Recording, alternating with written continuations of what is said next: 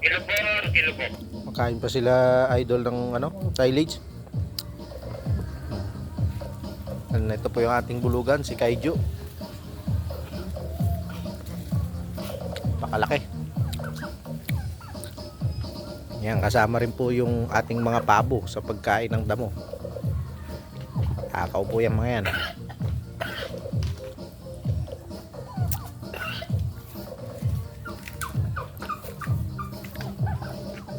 Ang mga bayabas pong nahulog, kinakain din ng ating mga pabo.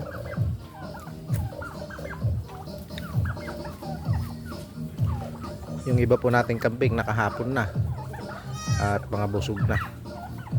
Ito po si Mikmik, hindi po siya pinadedede ng kanyang nanay.